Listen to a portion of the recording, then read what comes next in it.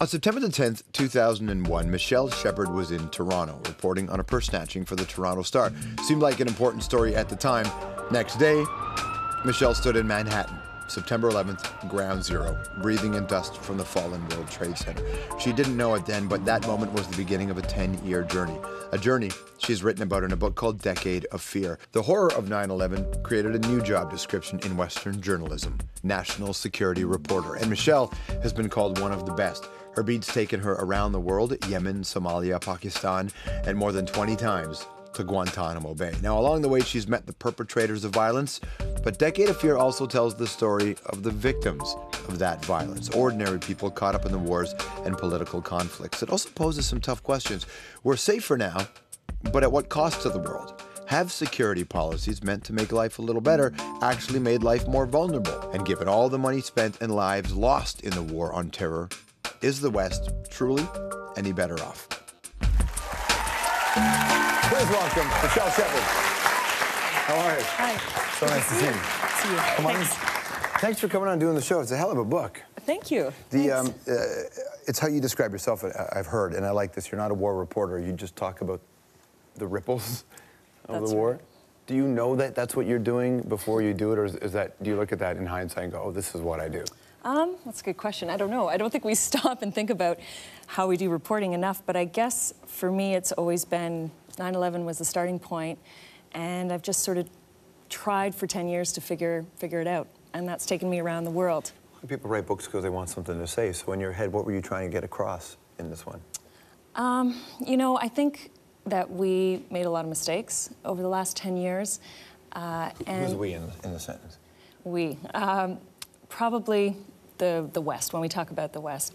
I think that here in Canada, in the US, a lot of the policies that we developed after 9/11, they ended up making the world a more dangerous place. And I think the pendulum has swung now, but I just worry if there's another attack, if there's another incident, then we're going to be directed by this politics of fear again, that the pendulum's going to swing back. Because that's what happens. You know, people are scared, and I understand that. I mean, I was blown away by 9/11. I thought there was going to be another attack after it. It was so tragic, and people just want to be safe. But the problem is that leads to all sorts of knee-jerk reactions, and they really don't promote security at the end of the day. You can walk into a scenario and you can start to tell a story, but the more you tell a story, the closer you're going to get to it. Yeah. And then you have to reevaluate what your role is. What is your role now when you try to tell people these stories?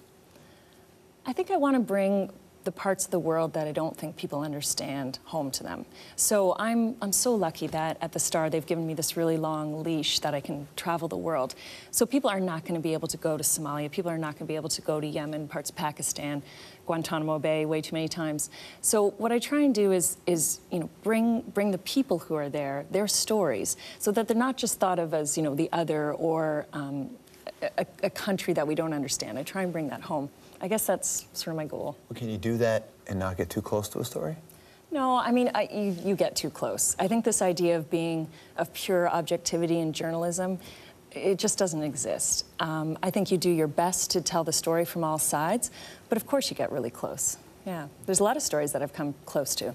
Oh, you've played big roles in some people's lives that you've even dedicated, you know, the book to one, right? Well, that was one really nice story that I'd met a teenager in Mogadishu who he just broke my heart, and he had 6 months before I met the Al-Qaeda proxy group there, the Shabab, had cut off his hand and his foot in a stadium. But they cut off opposite hand and foot? Yeah. It was like... Yeah, I think that's, I don't know why, actually. I never thought about that, but I assume it's probably because it makes it even more difficult to function afterwards. But, you know, here's this 17-year-old, he's dragged in there, they amputate his hand, he passes out, they amputate his foot, and they did that because he wouldn't join the group. And, you know, I meet a lot of sad people, but there was something about Ismail that just sort of stuck with me, and I was leaving Mogadishu, and I was really upset, thinking I'm never going to see him again, like, you know, so many other people that you meet. But luckily, his story touched Canadians, too, and a group of Somali Canadians, one in particular, worked to get him out of there. So a year later, or actually 8 months later, I was in Kenya when they they got him out. And then a year later, I was on a plane with him flying 200 kilometers north of the Arctic Circle, where he now lives in Harstad, Norway, where he's been given refuge. And so you get to be a part of this kid's life, and you know that there are so many others that you can't be. Does that weigh on you over time?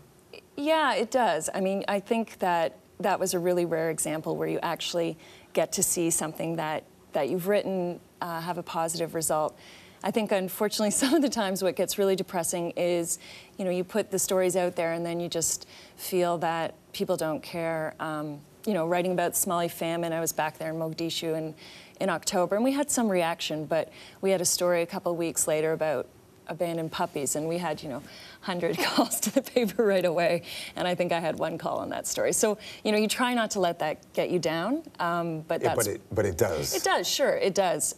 Sometimes, you know, I like to joke that I'm the Debbie Downer of... do you remember that Saturday Night Live skit, Debbie Downer? You tweeted about that too, you know? I always try, that's sort of my way to make it lighter, but I joke about that. You know, when you come back, the hardest part about coming back from these trips is coming back into your life here, and I have this great life here, and so you're at a dinner party and you feel, you know, everybody's talking about things that maybe you don't care about at that moment, and you feel like, you know, the Debbie Downer, like, enjoy your meal, people in Somalia are starving, you know. So. But I suppose you have to have that kind of gallows humor just to get through it, don't you? You sort of do, yeah. What about the criticism that, and I've experienced this in my own little way, going to certain parts of the world, either being in Sudan or even in Haiti, but, well, it was Western, being a white Westerner telling this story, that white Westerners come in and tell this story, and it maybe isn't truly representative.